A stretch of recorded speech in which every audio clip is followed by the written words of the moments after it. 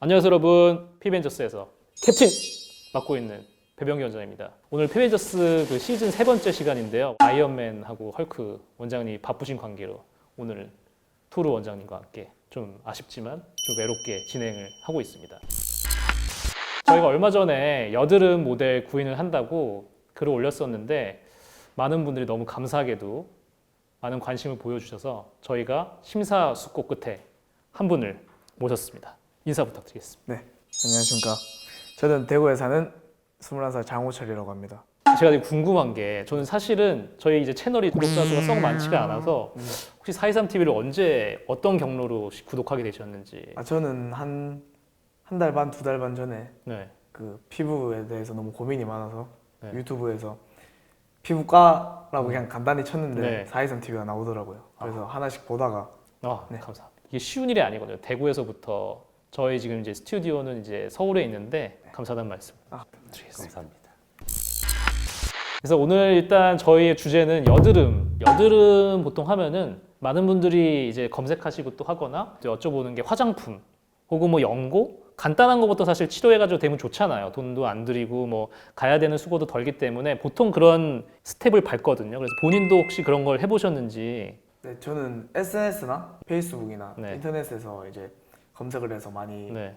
구입해봤는데 그 중에 뭐 메디 같은 데에서 연고를 써서 발라봤습니다. 그럼 치료법이나 이런 거에 대해서 좀 들은 게 어떤 치료, 뭐 어떤 레이저가 유명하다거나 이런 걸 찾아보신 게 있는지 혹시? 레이저는 가격이 많이 나가서 먹는 약은 뭐 먹는 약 드셔보셨어요 혹시? 독시사이클린 독시사이클린 드셔보셨구나. 효과를 좀 보셨나요? 얼굴에 염증 여드름 같은 경우는 이제 음. 독시사이클린으로 살짝 효과는 봤는데 그다음부터는 내성이 생겨서 그런지 효과가 없더라고요. 지금 되게 중요한 말씀을 해주신 건데 김정 원장님이 그 독시사이클린이 어떤 여드름에 좀 효과가 있는지 한번 정리해서 말씀을 좀 해주실 수 있을지. 갑작스러운 질문에 당황스럽습니다.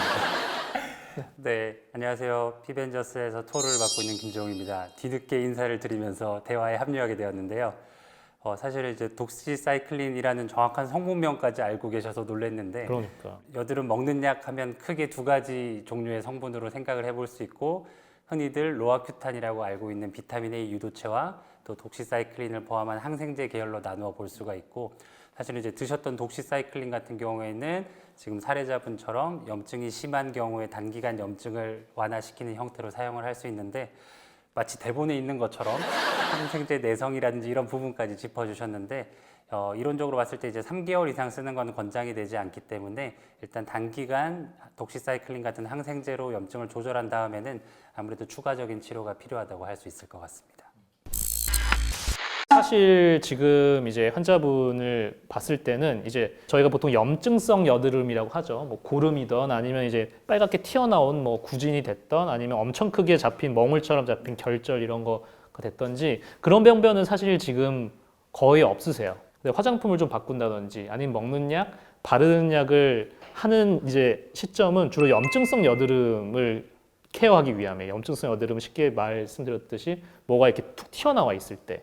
근데 본인은 약간 그런 단계를 이제 어느 정도 많이 지나신 거예요.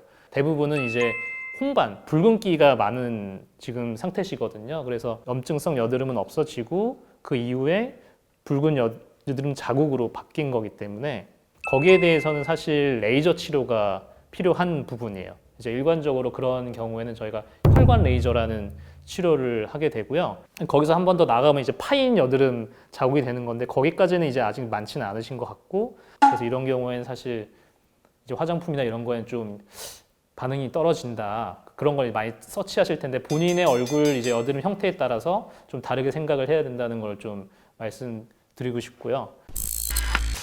김재영 원장님은 혹시 이렇게 여드름 환자가 오면은 상담하는 네, 그런 상담하는 노하우나 그런 노하우나 방법에 좀 대해서, 네. 환자분을 어떻게 설득하는지 이런 걸 좀 네, 한번. 저 같은 경우에는 이제 환자분들을 여드름이랑 여드름 자국으로 이제 일단은 분류를 해서 설명을 드리는데 환자분들께서는 이게 내가 여드름인지 여드름 색소 자국인지 이게 페인 흉터가 문제인지 다 모르게 내가 여드름이 나서 2차적으로 발생한 결과들까지 다 합쳐서 여드름이라고 생각하시는 경우가 많은 것 같아요. 그래서 염증이 올라오거나 우리가 좁쌀 여드름이라고 하는 면포 같은 게 있어서 약물 치료가 필요할 때는 자, 지금 우리가 치료하는 부분은 여드름을 치료를 하고 있는 겁니다 라고 말씀을 드리면 사실은 이제 자국에 대한 치료는 아직 제대로 들어가고 있는 것들이 아니기 때문에 우리가 좋아지는 부분은 여드름 자체에 포커싱을 좀 맞출 수 있다라고 하면 이제 지금 사례자분처럼 염증성 여드름이 훑고 지나간 다음에 이렇게 붉은 색깔, 검붉은 색깔이 남은 거는 이제 여드름 자체가 아니라 여드름 홍반 내지는 여드름 흉터 중에